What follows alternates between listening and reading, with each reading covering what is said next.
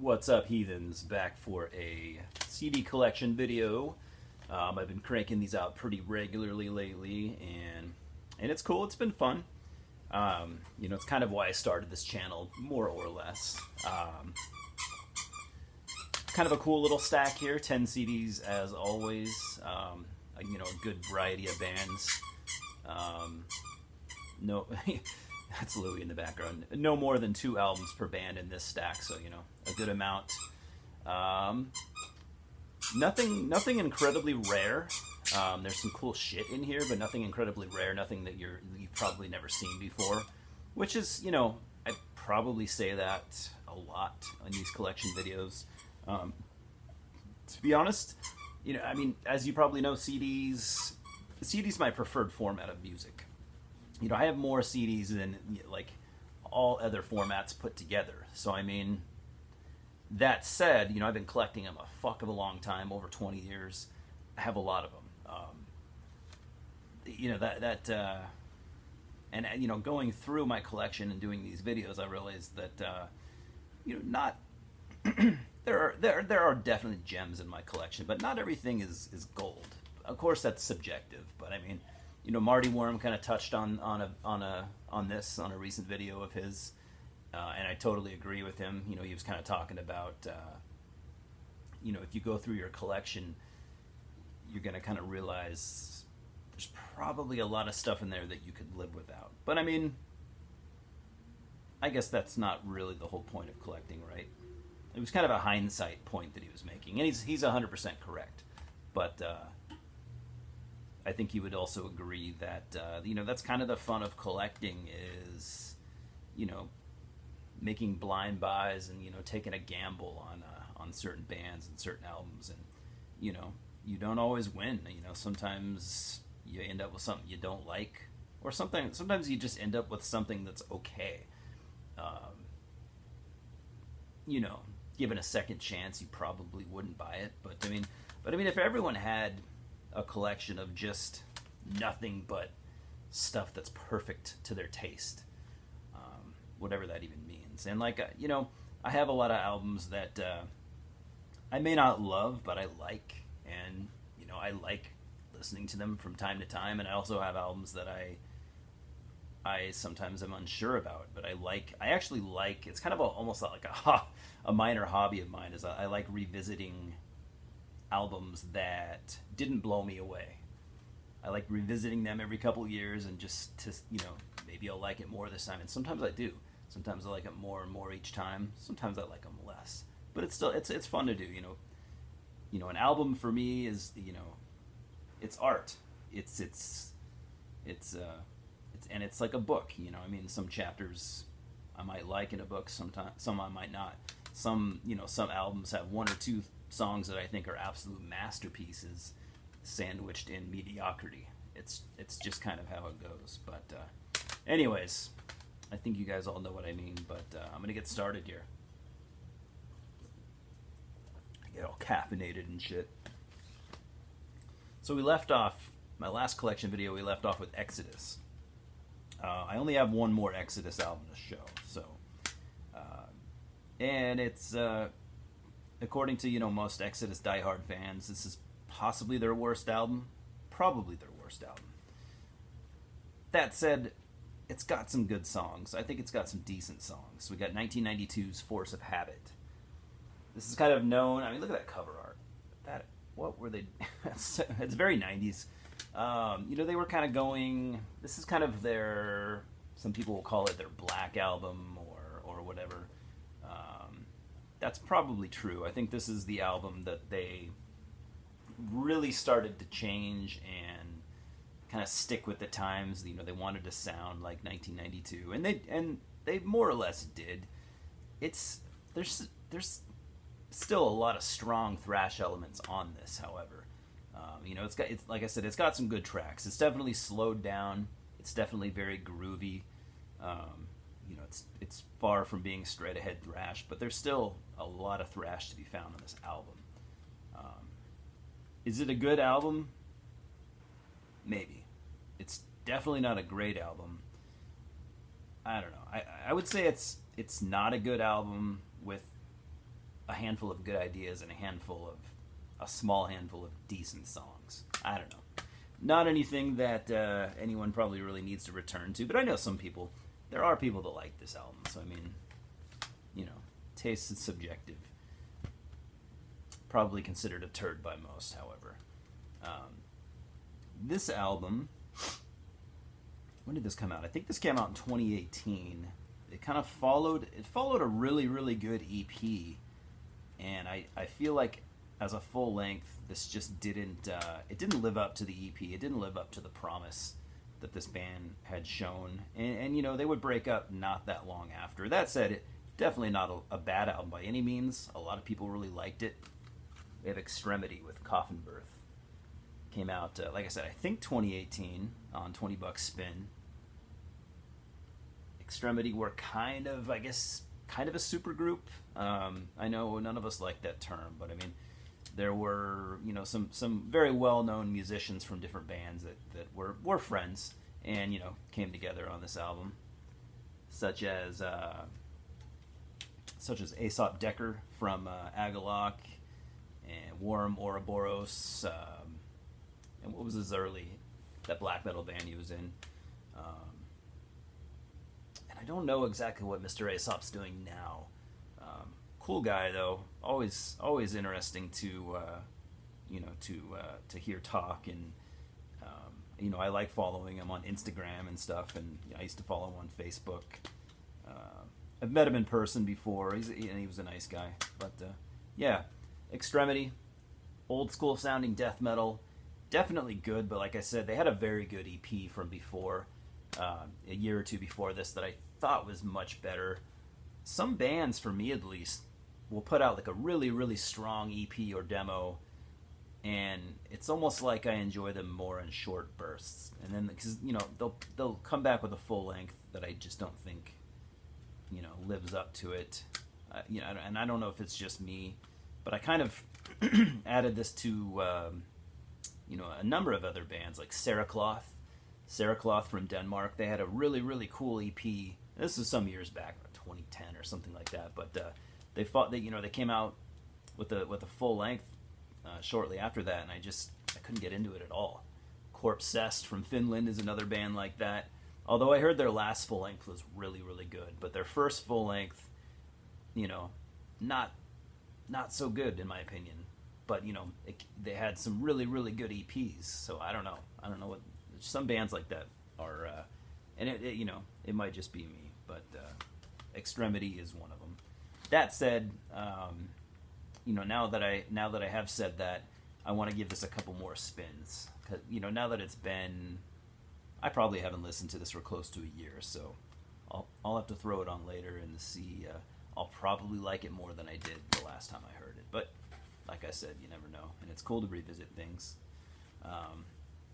Next is an album that I've had for quite a long time.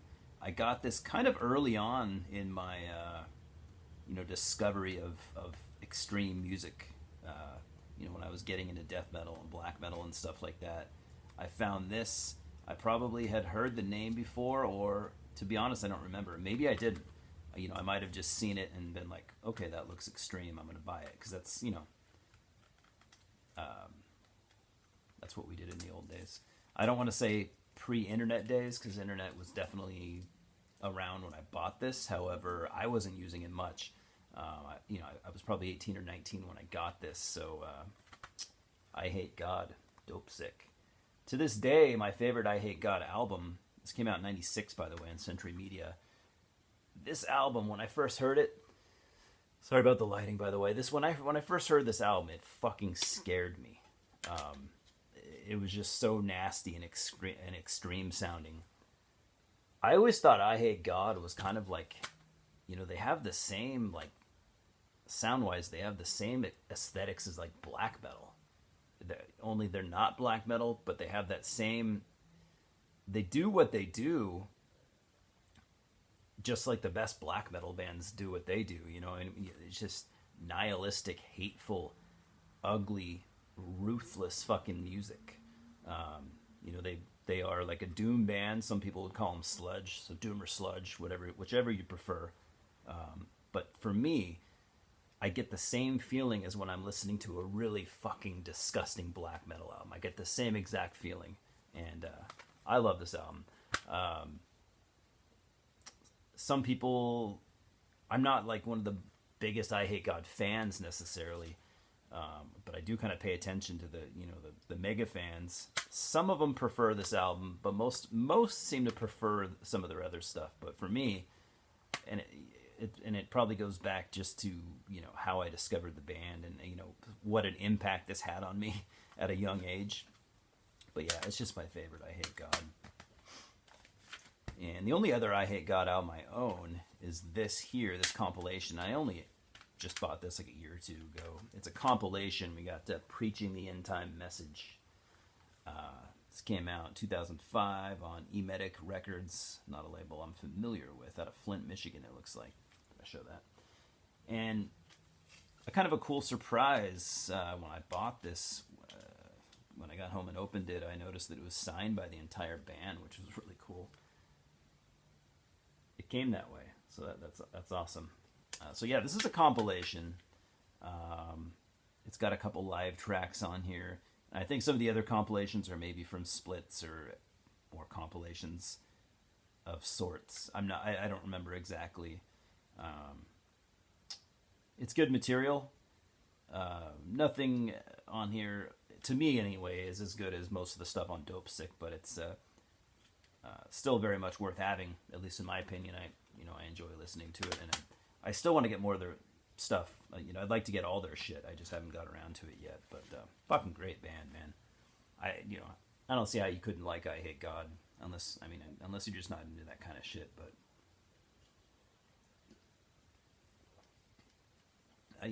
I could see a lot of black metal fans digging this band, and probably a lot of them do, I would imagine.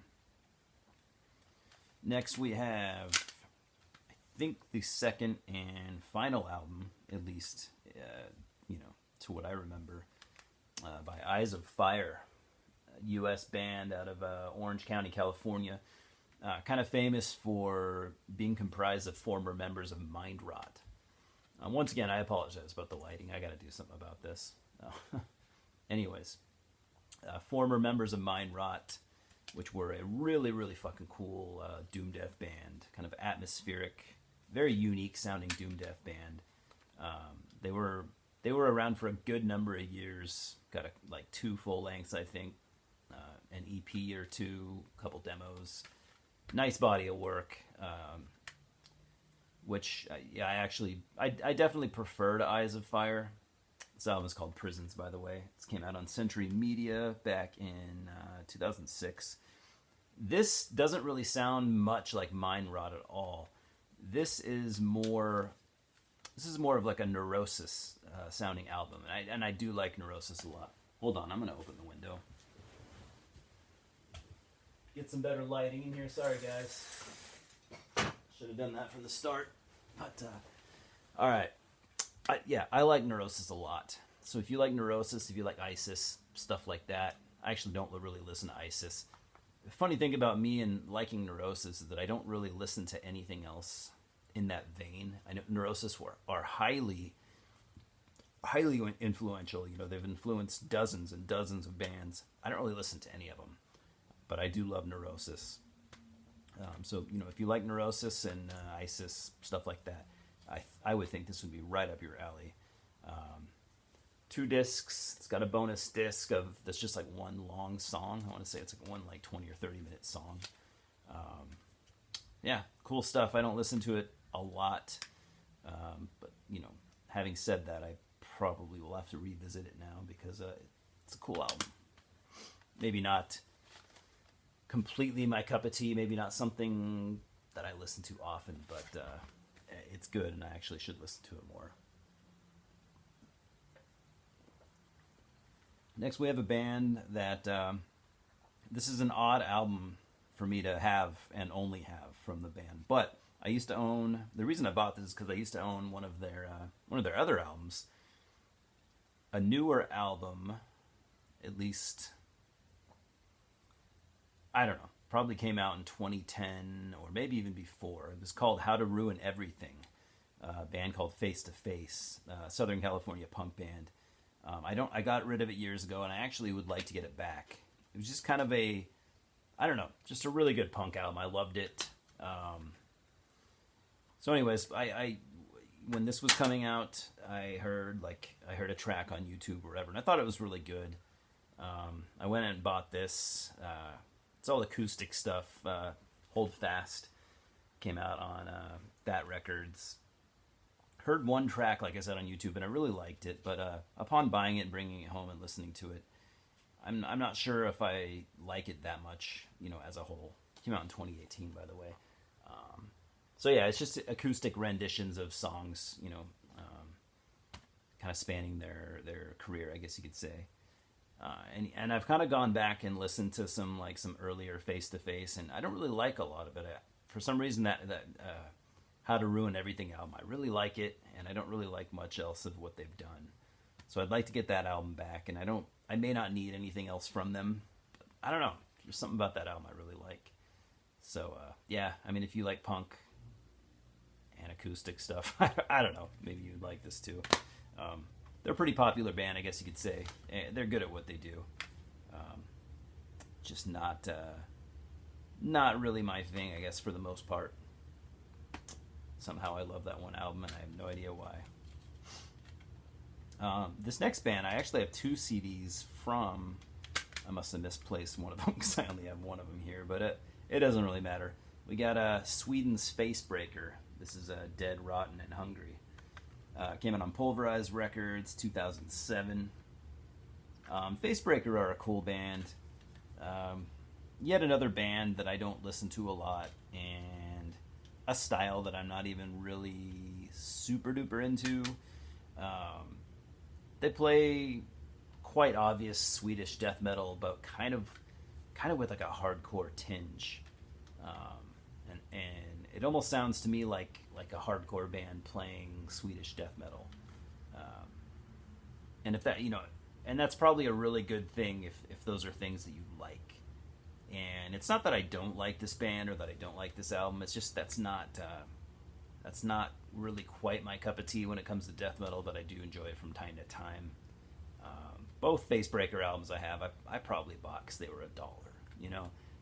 I probably wouldn't have bought them otherwise. I probably should have left them at the store for someone else that would buy them that maybe would enjoy them more than me.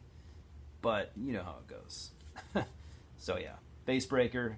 If you like Swedish death metal, if you're a Swedish death metal fanatic, this is probably something you would dig. If you're just kind of a passive Swedish death metal fan like me, I don't think I could really recommend them.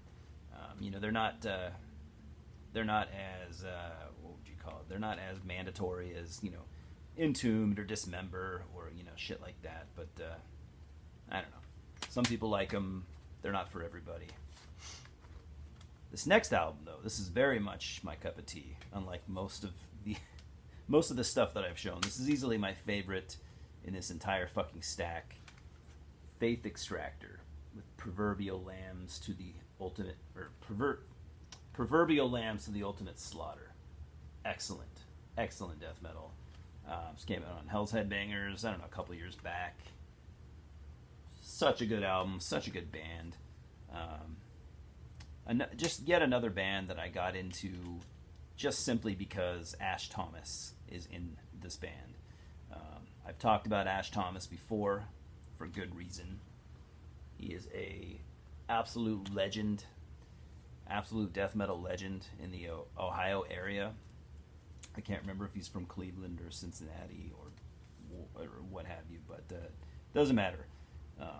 Ohio definitely has its fair share of legends in the death and black metal realm, and even hardcore and stuff, other types of music. But as far as Ohio death metal goes, Ash Thomas is like the man for me.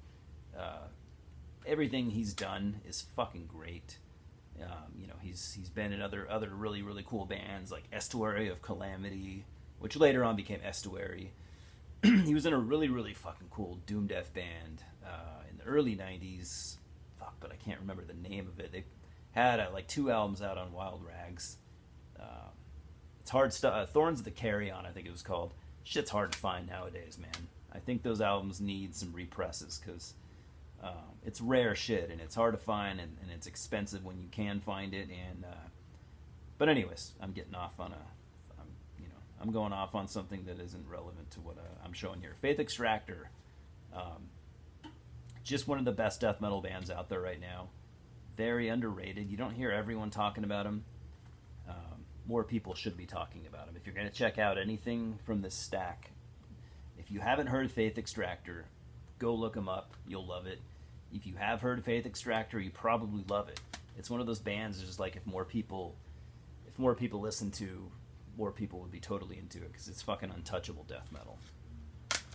Last band I have to show, I got 2 albums from Sweden's Falconer.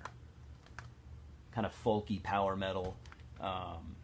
I always thought they were kind of known for, at least in my opinion, their original singer. I happen to have the 2 albums that their original singer wasn't on. So these albums are not, to the ultimate Falconer fanboy, these are not fan favorites. But anyways, their original singer was not a guy that had a background in rock or metal. He was actually a theater singer. So if he even, I don't even know if he's into metal or anything like that, but it's not the point.